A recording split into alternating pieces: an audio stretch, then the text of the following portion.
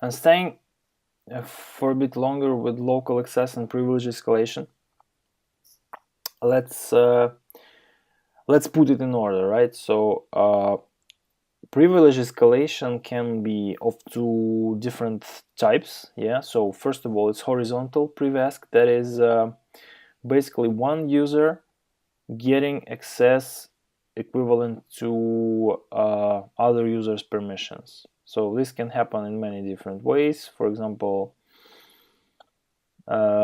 instead of differentiating between the users and giving different users different explicit permissions on the objects in the system, administrators have allowed all the members of a certain group to access a particular file or device or whatever. So this can be one way of exploiting horizontal privilege escalation. But remember that in this case, overall level of permissions in the system, in the technical perspective, is pretty much the same. Yeah, and vertical privilege escalation happens when a low privileged user gets higher permissions, higher privileges. So a normal user is becoming a system administrator and local administrator of the system, or something similar. Okay, so examples can be exploiting a local vulnerability that is not fixed in the current version of Windows. This happens all the time, so local exploitation is hard, but still there are different ways you can try to do that. And once you are in the system with the low-level user permissions, you can, of course, you have to search for business critical information available to this particular user, because sometimes this is enough to show the business value of your actions. But to go further and progress in your control extension, control spreading over the network, you have to escalate, and you have to first, for example, try reviewing the patches, the security updates that are already installed in this Windows operating system, and find if some specific exploits or vulnerabilities are not patched. Yeah, so you can try them, download them, compile them somewhere, and then download to this system and then run and get elevated privileges. Some other ways, purely operational security related, to escalate the privileges are, for example, finding some files that have left from the unattended installation process. So there is this specific procedure that is strongly automated. Yeah, so when a system administrator wants to install a lot of instances of an operating system, this happens a lot in the cloud environments or in large enterprises where there are a lot of users and I don't know, a bunch of new hardware comes in, and you have to initialize all that, install the normal business toolkit used in the company, right? No one really wants to do that manually. So there is this functionality in Windows, unattended install, that is configured by configuration files, normally in XML format, and there are places where you can look for them. So if they are not explicitly removed from that machine in the end of this procedure, this might happen if the procedure is not finalized. Yeah, so some final steps were not performed for, I don't know, for some reason, some mistake has occurred in previous stages. So the system is there, it's running, and the system administrator is okay with that, but there are some leftovers. Or there is this relatively new technique of finding a group policy file, an XML file that contains information about a local administrator user. So there is this very specific thing that is a feature basically of Active Directory group policies that are of course available to all domain members, to all machines that are within specific Active Directory domain. On the specific share on the domain controller, there is a file that is read by every machine every time the group policy is deployed, and it basically contains the information about usernames and passwords that should be created on all the machines, and given local administrator permissions, which is kind of cool. Okay,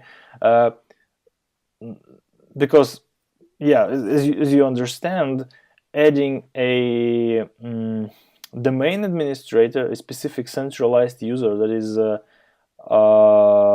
the same for every machine, right, and is not stored locally on each machine, but should be requested every time from the domain controller for verification when this user is trying to access the machine, is a much less secure approach. So it's better to have some user that is having a password that is stored locally on each machine, and if machine is compromised, it's lost or stolen, it's not a problem to just change the value of this password in the group policy and then deploy that policy again and check that it is applied on every machine in the domain. So it's easily automated and it's a cool thing to do, but there is one problem to that. This password in this group policy file is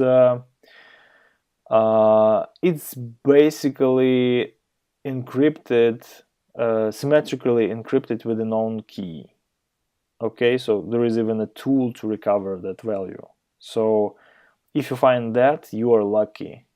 So first thing you do, if you have access to a domain member or you have access to existing domain user credentials, you go to that share, to sysvol, and find this group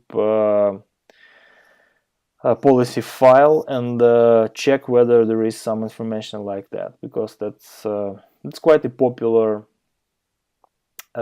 trick that many system administrators use to keep their workstation park in order. Okay. One other way to escalate privileges is actually misusing the permissions given to a service. So service is the program that is normally run, it is started on the boot of a server, and it is run all the time the server is active, and the server might not be only this dedicated server machine, that could be any workstation as well, but as long as it runs some services, it is considered server in the architecture. So the trick here is that this service has a binary, so-called image, so just a simple program that is run in the beginning of the server execution, and is kept in memory for all the time the server is up, and it can be rebooted manually or automatically, but normally it's just there, and it has permissions because it has some user account it is run within. Normally it's typical user account like local service or network service or specifically created account for that purpose. But if the image of this service can be rewritten somehow by some other user, this can be exploited. Yeah, so you can, for example, rewrite, you can stop the server, you can rewrite the image by your executable that you have just created, and then you can run the service again. Or you can rewrite the service and then restart it, yeah, if it's possible, if it's not controlling its source during execution. Or if you can you can find yourself in situations when you cannot rewrite the file, or you cannot manually stop or start the service, but you can somehow cause the denial of service condition. Yeah, so you can just trigger service restart, and you can automate that to the extent that in this particular period of time, a few fractions of a second, when the service is restarted, it's basically not running, its image is not blocked on the file system and can be rewritten. Okay, so you can write a script that triggers this DOS condition, service crashes, and before it is restarted, you can quickly rewrite its image. So this can be really tricky, but still, in many cases, there are ways to do that. And I will give you guidance on where to find more information about that. The same thing happens sometimes with scheduled jobs. There was a typical vulnerability in Windows Server environment, which is now fixed and is not widely available on Windows machines. But one example was that a non-privileged user in the system actually was able to create a privileged job, yeah, scheduled for periodic or one-time runs in the system. This also was the case in Windows environment.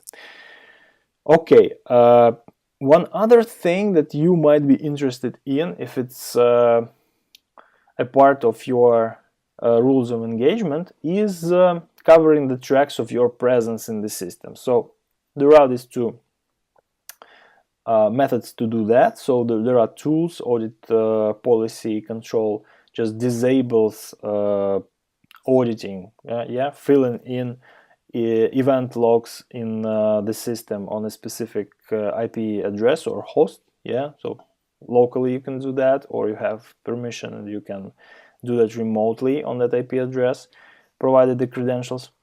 And there is EL save utility that in this case does not save anything. It just clears a specific category of events in the event log on the specific machine.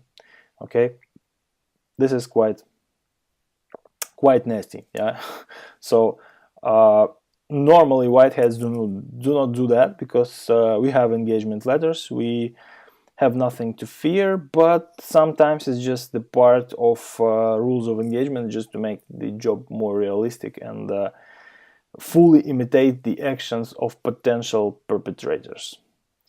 So as to post-exploitation and lateral movement within the systems under Windows, of course, as I mentioned, there is a large collection, large variety of post-exploitation modules in Metasploit. They are available from Meterpreter. So once you can run Meterpreter on the system, you can use almost all of them, depending on the architecture you are in.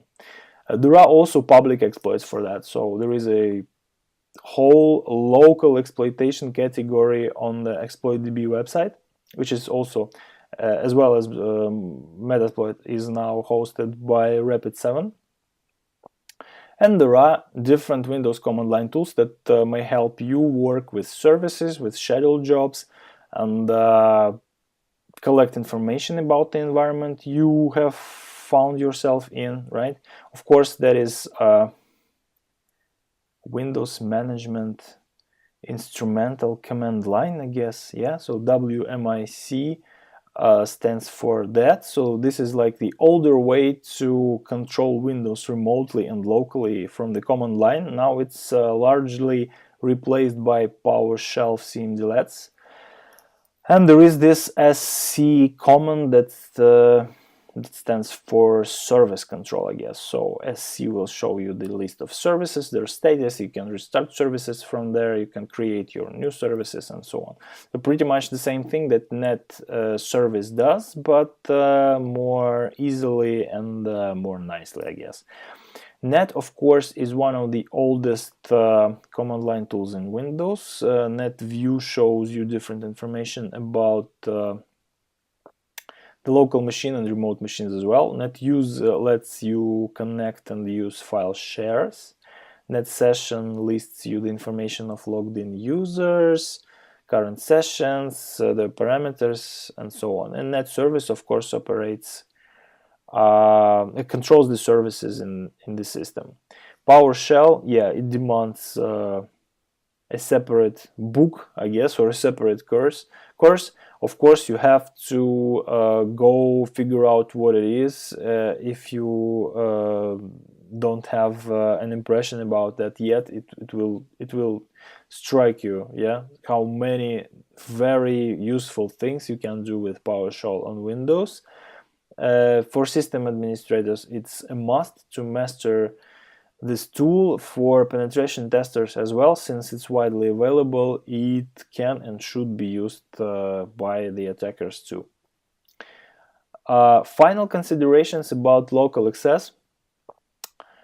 There is this this principle, I would say, yeah. So it stayed true, yeah, it stayed correct for many years, so we can say that that's like a principle in offensive security discipline. Once you have access physically, you can escalate to any logical level of access. Okay, so once you can get a hold of a system physically, you can get to it and spend some time around it. That basically can guarantee you circumventing any security controls, any logical security controls in the system. So one of the examples of that is this tool, Conboot. It's a commercially available tool. It started as a free project, but now it costs some money. It's totally affordable, and I suggest that you have it in your toolkit. What it does, it just gives you a media to boot from. So it's basically just a boot partition. You can put it on a flash drive or rip it on a CD. Yeah, so you can choose the media you like, or you can just use an ISO to boot your virtual machine from it. And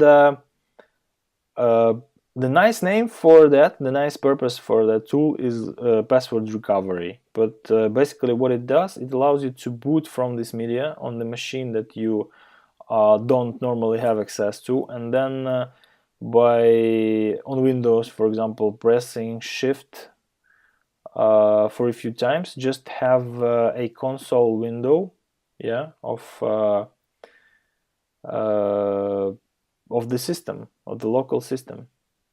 So run local system privileged commands from zero authentication. So that's quite nasty, yeah. So this is the tool that I have used, for example, in this instance when I have access to hypervisor, but had to proceed further and compromise the domain controller that was running on it. So I just inserted this ISO, virtually inserted this ISO into this domain controller virtual machine, rebooted that, and got VNC console to it, and pressed Shift for a couple of times, and then by this net utility, yeah, I have created a new user for myself, put it into local administrator group, rebooted the machine once again, and then just connected via RDP and proceeded from that. So having local access, local administrator access to the domain controller basically means that you have compromised all the infrastructure, at least the Windows-based infrastructure of your client. So this was quite useful in that particular case.